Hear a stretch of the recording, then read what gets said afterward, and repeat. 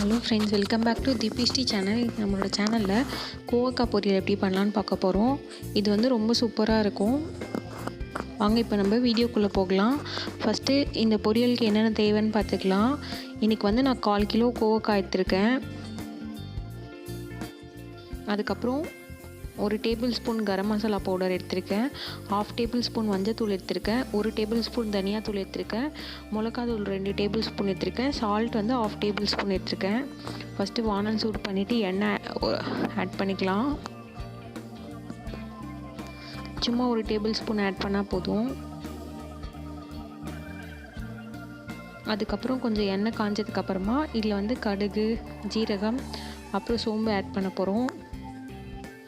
சோம்பு வந்து சும்மா கொஞ்சமாக ஒரு 5 கவுண்ட் பண்ணி 5 போட்டால் போதும்.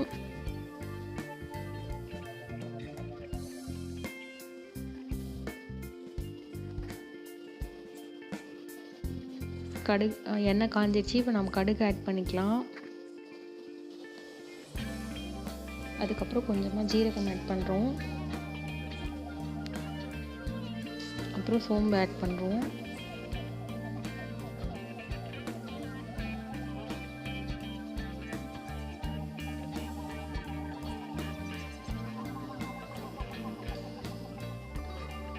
கொஞ்சம் நல்லா வெடித்ததுக்கப்புறமா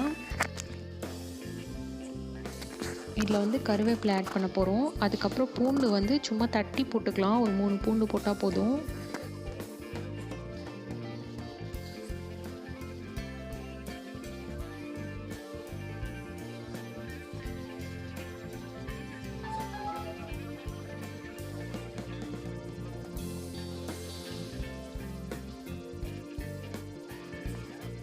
கருவேப்பிலை ஆட் பண்ணிட்டு கொஞ்சம் ஃப்ரை பண்ணிக்கலாம். இப்போ இதில் வந்து கோவக்காய் ஆட் பண்ண போகிறோம். நான் வந்து இது ரொம்ப குட்டி குட்டியாக கட் பண்ணி வச்சுருக்கேன். இந்த மாதிரி கட் பண்ணிங்கன்னா நல்லாயிருக்கும் இந்த மாதிரி பொரியலுக்கு. ஸோ நான் இந்த மாதிரி குட்டி குட்டியாக கட் பண்ணியிருக்கேன். இது கொஞ்சம் லைட்டாக வணங்கட்டும்.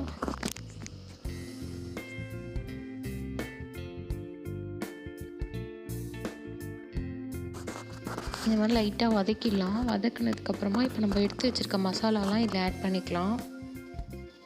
எல்லாமே போட்டுடலாம். சால்ட்டு, கரம் மசாலா, அதுக்கப்புறம் மிளகாத்தூள், தனியாத்தூள், மஞ்சத்தூள் எல்லாமே போட்டுடலாம்.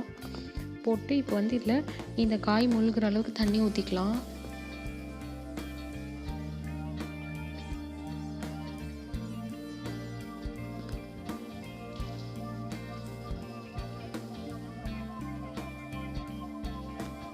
இது இந்த மாதிரி ஃபுல்லாக இது மாதிரி பண்ணிவிட்டு க்ளோஸ் பண்ணிடலாம். கொஞ்சம் நேரம் வேகட்டும்.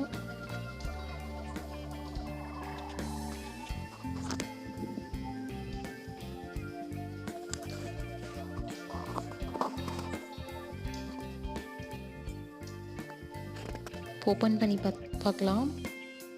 கொஞ்சம் இதுவாக இருக்குது, லைட்டாக தண்ணியாக இருக்குது. அதனால் நம்ம கலரி விட்டுக்கலாம். ஓரளவுக்கு இந்த மாதிரி நல்லா வெந்து வந்துருச்சு. இப்போ கடைசியாக என்ன பண்ண போகிறோன்னா, ஒரு 2 டேபிள் ஸ்பூன் கார்ன்ஃப்ளவர் மாவு வந்து தண்ணியில் இதில் வந்து ஒரு 2 டேபிள் ஸ்பூன் கார்ன்ஃப்ளவரை வந்து இப்போ நான் தண்ணியில் கரைச்சிருக்கேன். இதை இதில் ஆட் பண்ணிவிட்டு நல்லா மிக்ஸ் பண்ணி விட்டுக்கலாம்.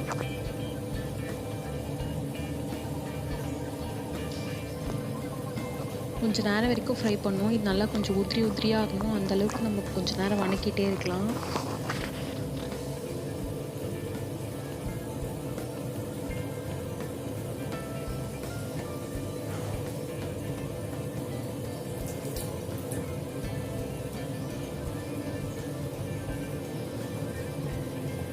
இது கொஞ்சம் சூடானதுக்கப்புறம் தான் கொஞ்சம் உதிரியாக வரும்.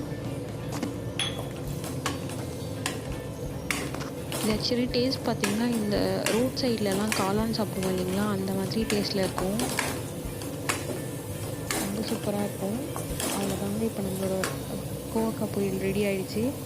உங்களுக்கு இந்த வீடியோ பிடிச்சிருந்தா நம்மளோட சேனலுக்கு சப்ஸ்கிரைப் பண்ணுங்கள், லைக் பண்ணுங்கள், கமெண்ட் பண்ணுங்கள், அப்புறம் உங்கள் ஃப்ரெண்ட்ஸ்க்கும் ஷேர் பண்ணுங்கள். தேங்க்யூ ஃபார் வாட்சிங். பாய்.